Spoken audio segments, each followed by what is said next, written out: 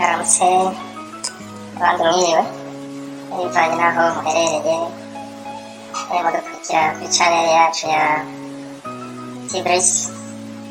Umunezero n'ibyishimo bigeretse ku bindi kubana namwe kuri uno munsi. Turanezerewe cyane ubwo twagira turabire hamwe amakuru ashoshe avugwa hirya no hino ku biriko bibera muri Ukraine n'Uburusiya kuri uno munsi wa kabiri w'indwi. Amakuru ariko aravugwa n'amakuru ya perezida w'inama nshingamateka y'Uburusiya, aravuga ku itegeko ryerekeranye no kudashira mu ngiro rya tegeko ry'ubumwe bwa Buraya. Mu majambo aragira ati: sentare ya Buraya ijejwe agateka ka muntu icitse igikoresho ca politike kirwanya leta yacu ku nyungu z'abanyepolitike ba Buraya. Ingingo zimwe zica kubiri n'imico n'indangagaciro vyacu. Akarorero ni itegeko rya sentare ya Buraya rishyigikira abubakana bahuje ibitsina. Iyo sentare yifuza ko Uburusiya nabwo bwokwemeza iryo tegeko mu mategeko aranga igihugu c'Uburusiya. Ivyo rero nyakubahwa Volodymyr arongoye inama nshingamateka Duma y'Uburusiya akaba yabiteye utwatsi abicishije kuri shene yiwe ya Telegram kuri uyu munsi wa kabiri w'indwi. Igisirikare c'Uburusiya kirabandanya misiyo yihariye, misiyo spesiyale ku butaka bwa Ukraine. Imisile ziterwa z'Uburusiya zidahusha zasambuye ihinguriro ry'ivyuma mu nkengera ya Rozovaya muri Kharkov, aho ibiduga vy'ingwano Shale na Brende vyagize ingorane zirakorerwa. Amakuru turarabira hamwe ico ministere y'Uburusiya y'umutekano ivuga muri kino gitondo c'uwa kabiri, aho misile zidahusha zabomoye ahantu hane hatangirwa amategeko, ico bita zone de commandement. Indege z'ingwano zarashe ahantu harenga 73, aho igisirikare c'Uburusiya carashe abo cita abanazi b'abanasionaliste barenga 150. Sisteme z'ubwirinzi bw'ikirere bw'Uburusiya bwamanuye indege SU-29 y'igisata ca Ukraine.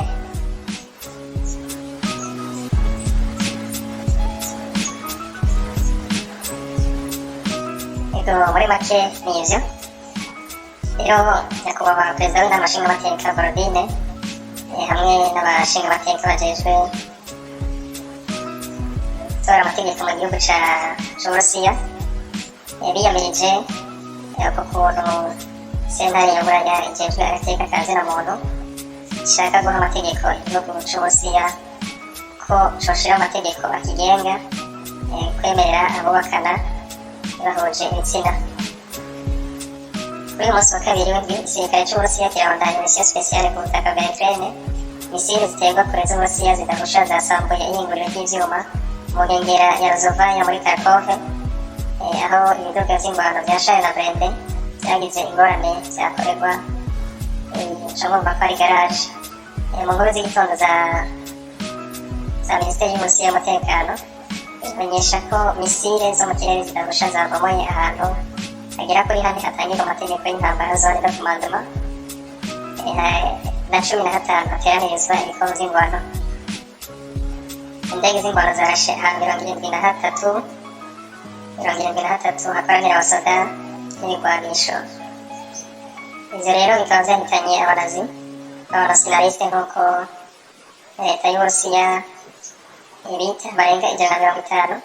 Depo zitatu za misile, depo imwe y'igitoro hafi ya Kodeme muri Republike Populaire ya Donetsk, Shale na Brende z'ingwano 8, rase rokete multiple imwe, bateri ya artillerie imwe, imodokari 10 z'igisoda na sitasiyo ya radare imwe y'ubwoko bwa fabrication y'Amerika yitwa AMTPQ-50 canke AMTPQ-50 hafi ya Seversk muri Republique Populaire ya Donetsk.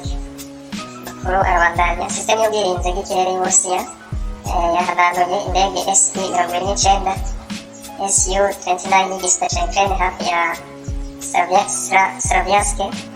Slavyansk muri Republique Populaire ya Donetsk. Hakiyongera ko drone zitagira abapilote zamanuwe hafi ya Sinovataya Stavka muri Republique Populaire ya Donetsk. Bolcharovka Borovenka muri Republique Populaire ya Lugansk.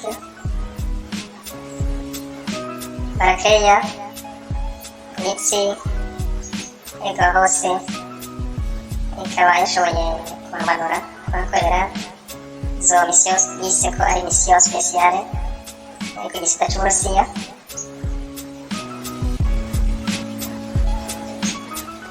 Rero muri rusange kuva intambara yatanguye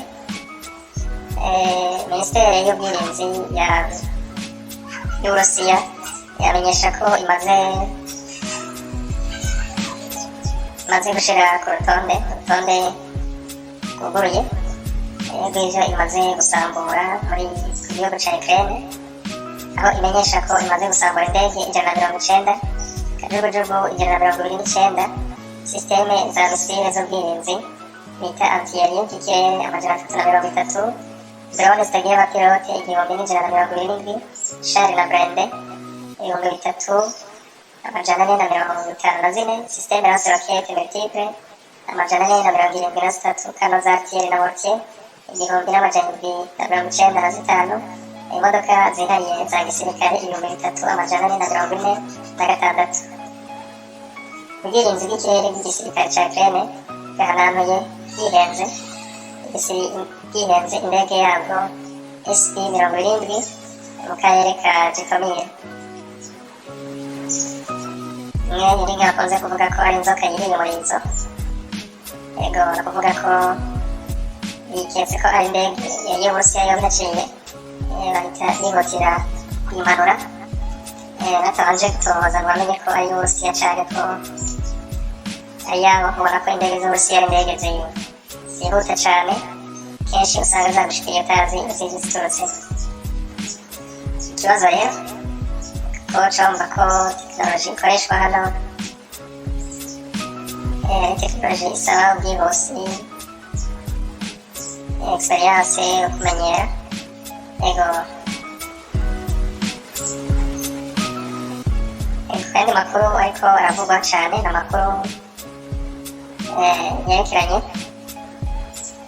n'abakozi bo hejuru ba leta y'Uburusiya, aho baba bagiye guhabwa informe zibaranga z'akazi. Aho twavuga nk'abashinga amateka, abakenguza amateka n'abandi bakozi bari hejuru mu gihugu, bumva kwirinda kwambara ibizinze kuri bamwe n'impuzu zitabereye kwambara ku bategetsi. Aho ni ukuvuga ko hariho abategetsi usanga bambara ibintu bizimvye cane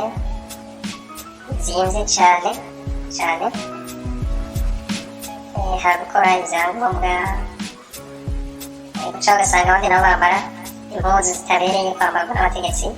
Rero inama nshingamateka yifuza ko mu kiringo gitoyi cane abakozi bose b'igihugu bari hejuru bose bakwambara uniforme, impuzu zimwe kuri bose. Hanyuma amakuru ku gihugu c'Ubuyapani, ibihano vyafatiwe Uburusiya biravugwa ko vyakoze cane ku Buyapani, aho amahinguriro yaho ashobora gusubira mu buhinga bwa kera bakoresheje charbon kubura igitoro cava kwa nyakubahwa Perezida Putin. Ibivugwa n'ikinyamakuru Regional Nikkei, aho kivuga ko inzu zirenga umuriyoni zishobora kubura umuyagankuba muri iyi minsi. Ego ni ukuvuga ko muri make Ubuyapani bwoba canke bwoba bugiye guhura n'amahano ahuye n'ino ngwano y'Uburusiya na Ukraine. twamenyesha ko Ubuyapani buri ku ruhande ku Amerika, kuko nk'uko bisanzwe bizwi Ubuyapani muri make tuvuga ko ari igihugu kirongowe na Amerika, kuko nta ngingo n'imwe ishobora gufata Amerika itabizi. Yego kuva ingwano yahuje Ubuyapani na Amerika, Amerika ikaruhuka itsinze Ubuyapani bwaciye buba nkaho bugoswe canke bwaciye buba igihugu kigira munsi y'amategeko ya Amerika, kuvuga biri amasezerano basinyaniye. Musanzwe mubizi ko iyo habaye ingwano y'ibihugu bibiri, kuvuga ko uwutsinzwe yemera ivyo umutsinzi amusaba vyose, amande, kurira ivyo uriya yakoresheje kugira ngo aze kumwataka n'ibindi. Nico gituma uzobona hari ibihugu bidatinya gutera ibindi kubera ko yabizi ko biteza kubitsinda. Ico gihugu gitsinze kikaza kuriha ivyo kiriya gihugu kindi cakoresheje kugira ngo kigitsinde, kugira ngo bigwane bihangane, kigatako kikongera n'amande. Rero niko biravuga mu binyamakuru vyo hanze, nuko Uburusiya bwakoze ahababara kuri leta za Buraya, vyatumye mbere haba kutumvikana, kutavuga rumwe mu bagize ishirahamwe rya Buraya.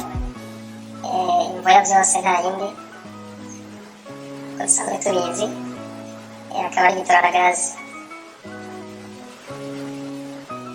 Tubamenyesha ko amahera ava mu gitoro yababa miliyari 285 z'amadolari ariyo yitezwe umwaka na leta y'Uburusiya, bica bisubiza Uburusiya mu kibanza ciza c'ubutunzi mu gusubiriza ubutunzi bwari bwafashwe n'abanyaburaya na Amerika uyu mwaka. Rero ku bihano Uburusiya bwafatiwe n'ibihugu vya Buraya, vyatumye igitoro gica kiduga, ivyahungabanije abanyaburaya na Amerika mu kwikurayo bagaca bata amakosa yose ku Burusiya ko ariko bwatumye igitoro kiduga. Rero amakuru yandi avugwa mu kurangiza, uko ibinyamakuru vyo mu Burusiya bigenda vyandika bivuga biti bari kuri sentare ya Buraya y'agateka ka zina muntu, bifuza ko n'Uburusiya bwoshinga kwemeza amategeko agenga abahuza ibitsina bisangiye mu Burusiya, biciye mu nama nshingamateka. Abashingamateka bavyiyamirije, aho bashikirije ko amategeko yabo ariyo ategerezwa kuza imbere yava mu nama canke mu bumwe bwa Buraya. Rero n'igihugu c'Uburusiya cihagaze ko, aho cavuze kiti mwebwe abanyaburaya simwe mukwiye kuduha amategeko tubwira ko, bagira bati nakare amategeko yanyu atandukanye ntahuje n'imico, imigenzo, indangagaciro vy'ivyo abenegihugu Abarusiya basanzwe bagira ko, bati nimugumane ivyanyu, twe natwe tuzogumana ivyacu. Bati hano mu gihugu c'Uburusiya nta bahuje ibitsina tuzokwemerera ko bubakana, ko bitari mu mico n'indangagaciro zituranga. Murakoze cane kuba twumvirije ano makuru y'uno munsi ya kino gitondo ku vyerekanye n'ibibera muri Ukraine na Russia. Rero tuyarangirije, tubona umunezero kubana namwe, twongera turi kumwe na Chandler mukunda yanyu, Petit Brice Official. Wabishoboye ntimwibagire kugira partage, subscribe na like binashobotse. Hanyuma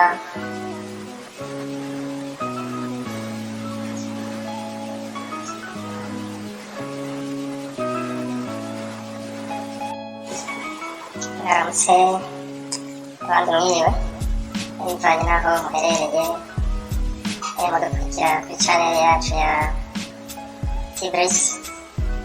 Umunezero, ibyishimo bigeretse ku bindi kubana namwe kuri uno munsi, turanezerewe cyane.